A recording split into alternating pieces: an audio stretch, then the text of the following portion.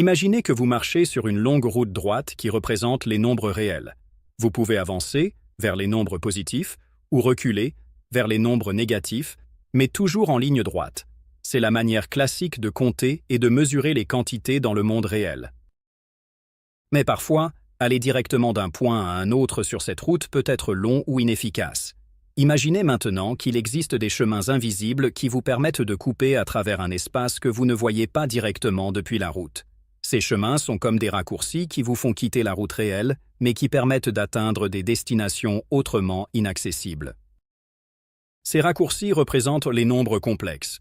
Au lieu de rester coincé sur la route droite, vous pouvez vous déplacer dans une dimension perpendiculaire, un peu comme si vous preniez un passage secret au-dessus ou en dessous de la route principale.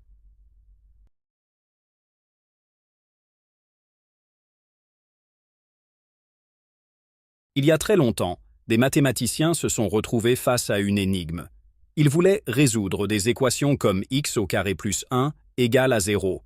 Le problème, c'est qu'aucun des nombres que nous connaissons, comme 1, 2 ou 3, ne pouvait satisfaire cette équation. Alors, ces chercheurs malins ont eu une idée. Inventer un nouveau type de nombre pour résoudre ce mystère. Qu'est-ce qu'un nombre complexe ?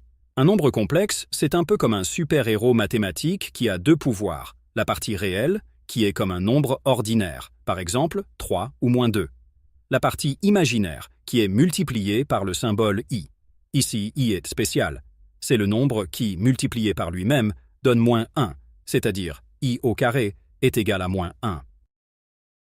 Imaginez que vous êtes sur une feuille de papier et que vous marchez le long d'une ligne droite, la ligne des réels. Maintenant, supposez que vous devez effectuer une rotation de 90 degrés pour changer de direction. Dans le plan complexe, multiplié par i revient exactement à effectuer une rotation de 90 degrés dans le sens inverse des aiguilles d'une montre. Deuxième rotation. Si vous multipliez à nouveau par i, donc i au carré, vous effectuez une seconde rotation de 90 degrés. Au total, cela correspond à une rotation de 180 degrés par rapport à votre direction initiale. Une rotation de 180 degrés vous fait revenir en sens inverse sur la même ligne, ce qui revient à multiplier par moins 1. D'où i au carré est égal à moins 1. Je vous invite à revoir ce dernier passage concernant les axes perpendiculaires afin de mieux saisir le concept.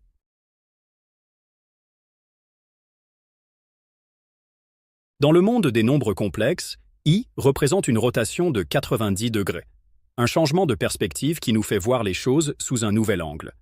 Parfois, dans la vie, nous avons aussi besoin de ce genre de transformation.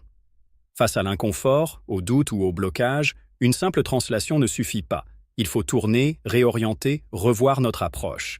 Et si un quart de tour ne suffit pas, alors une rotation de 180 degrés, comme i au carré égale à moins 1, qui inverse tout, peut nous aider à complètement changer notre état d'esprit.